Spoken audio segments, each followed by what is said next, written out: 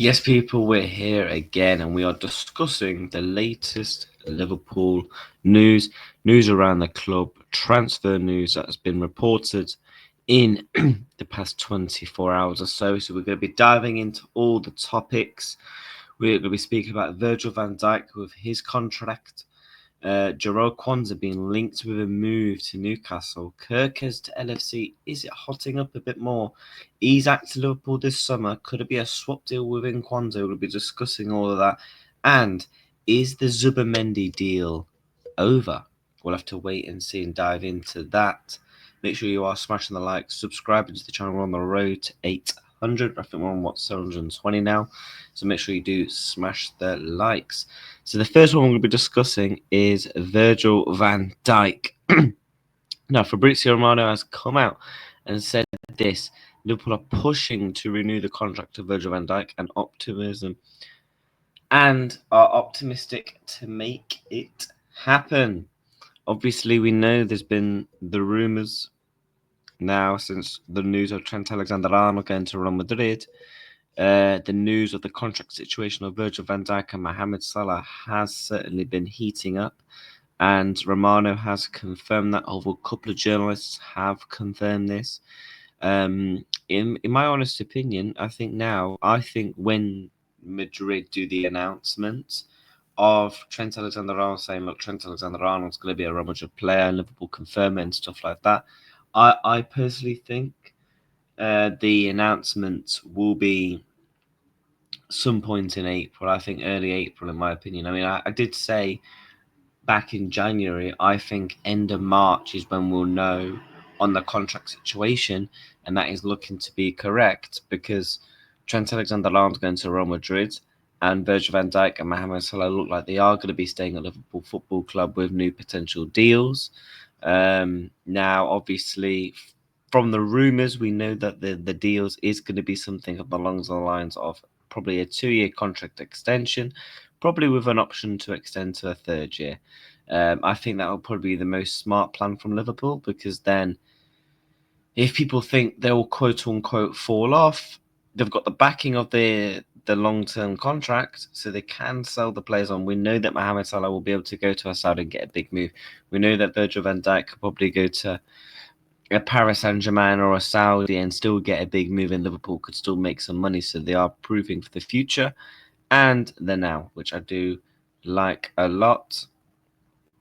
So obviously Paul Joyce also confirming it. In contrast to Trent, there is more hope on Virgil van Dijk and Mohamed Salah. Agreeing new deals, negotiations are continuing with both of them. And obviously, that's what I said. I think, to be honest, I've always been optimistic that Van Dijk and Salah will sign. I think Liverpool was just waiting on Alexander-Arnold, and obviously he's going to Real Madrid. So now I feel like the club can feel like, look, we can announce these two now. And I think that is going to be the case, especially with Virgil, because the news is now coming out that he looks like he's going to be announced very soon, because that's what the reports are saying. So that is your latest on the Virgil van Dijk contract. It was Quansah to Newcastle. We did see late last night.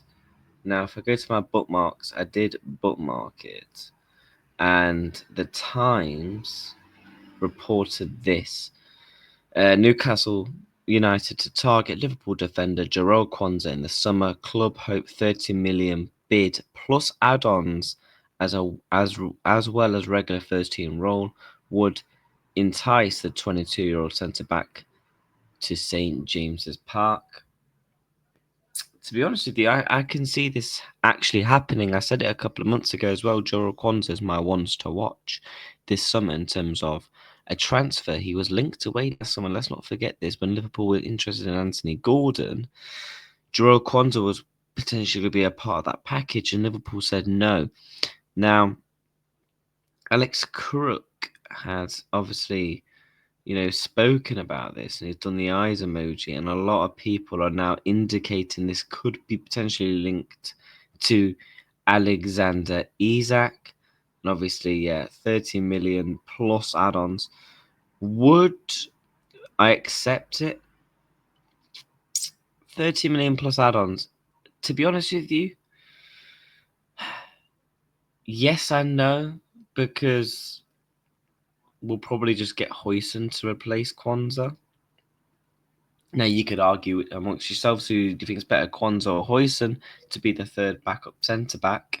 But I would love to keep Quansah. I feel like he's shown real character in the last couple of weeks. You know, at the start of the season, he came under a lot of criticism when he got subbed off at half-time against Ipswich, and obviously Ibu came on. You know, he had a rough start to the season, you know, and I feel like in the past couple of weeks, his character building and he's shown real confidence. I thought he came on and did a great job against PSG at Anfield, and then in the minutes he's played, I think he's not looked too bad, to be honest with you. So I feel like Quansah is now potentially coming back into his own. We saw what we're seeing, the bits of the form that we have seen previously with Jarell Quansah, and hopefully that can continue to now to the end of the season, because it looks like he's probably going to be playing right back for the rest of the season. So he's certainly going to be getting minutes at Liverpool. It's a difficult situation for Quansah because he's in two minds. Obviously, the Van Dijk contract deal. He's got the potential of Ibrahim Konate with 1 year to go. He's been linked with Paris Saint-Germain. Obviously, we don't know if Liverpool are going to fully renew the contract. We know that they want to, but hey, we wanted to renew all three, and we've not renewed all three. So you can make of that what you will. And Quansah's in a couple of minds here. He can go to Newcastle, exciting project, after just winning a trophy, potentially Champions League football, regular football as well, obviously with the Newcastle injuries. So he's in two mindsets. Does he stay at Liverpool, maybe wait a year and he'll get that proper first team football more regularly? Or does he go to a Newcastle exciting project? Now, we know the talks aren't excelled because Fabrizio Romano has said this, that Jarell Quansah, he's on Newcastle shortlist for a centre-back position. There are no contract talks yet, but he's on the list. And they wanted him last summer, so it looks like they could potentially go back in for him this summer. Now, we did see some stuff on Kerkez. So let's get this up. I've bookmarked it somewhere about Kerkez. So yeah, Milos Kerkez's brother liked the this post. So obviously it says Milos Kerkez's brother liking post about Liverpool. We will see. And obviously that's his brother Marco liking posts, obviously been linked to Liverpool. I genuinely think this transfer is going to be one of those deals where it's going to be like the Alexis McAllister. I feel like Liverpool have done enough groundwork on the Kerkez deal and around the contract and the deal to the point where I feel like this one's boxed up, in my opinion. I do think Milos Kerkez will be a Liverpool player come the transfer window. It's just got very much similarities to the Alexis McAllister deal that we did see 2 years ago, in my opinion. Now, moving on to Isak, we did see some more bits on Isak, which I will pull up for you.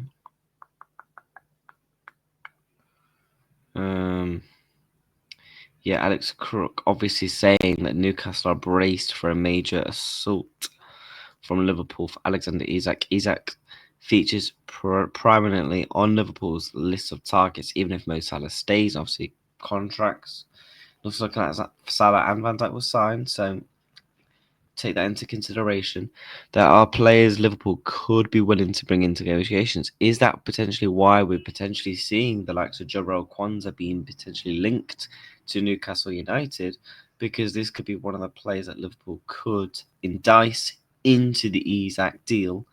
If I'm being honest with you, I just don't see a world where Liverpool pay the 150 million for Isak, in my humble opinion.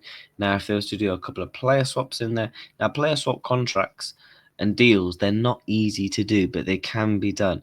And I feel like if Liverpool was to say, look, here's 100 million plus Jarell Quansah, that could be a potential market.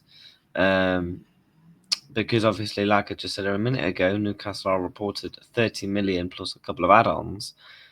It could entice up to the weighing up to the 150 million that Newcastle would want for Isak this summer.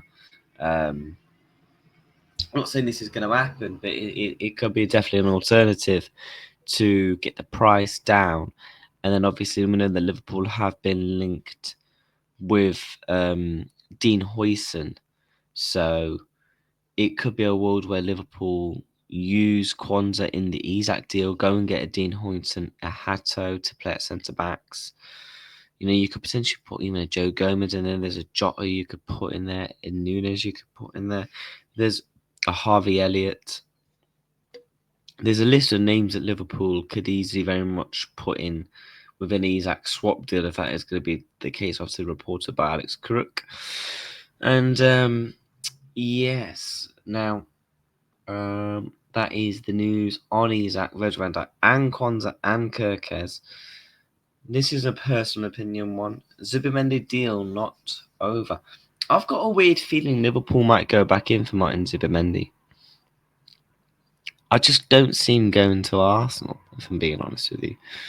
Now, that doesn't mean he's going to go to Liverpool, but I've seen obviously a few Spanish reports saying that Madrid want him.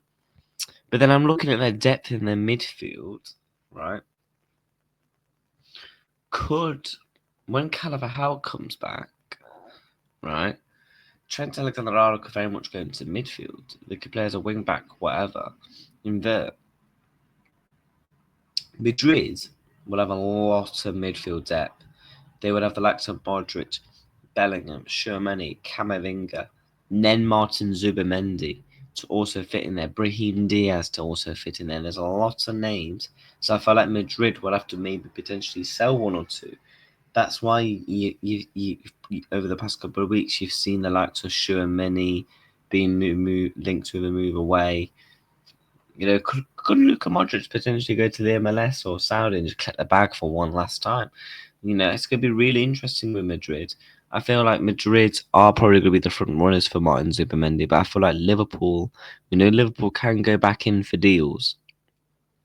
So I personally wouldn't rule out Martin Zubimendi going to Liverpool this summer. Now, I'm not seeing anything on that, but I feel like it's a ones to watch potentially to happen this summer. So that is your daily LFC news that's happened in the past 24 hours. Virgil van Dijk, potentially new contract, pushing from Liverpool Football Club. Quansah, could he be going to Newcastle? Kerkez' brother liking posts of transfers with his brother going to Liverpool. And Isak to LFC this summer, potentially in a swap deal as well. And obviously, my personal opinion on a transfer this summer in Martin Zubimendi deal not over. My opinion. Make sure you do smash the like, you subscribe to the channel on the road to 800. And I do really appreciate that. Thank you very much. But have a good rest of your week. Take care and goodbye.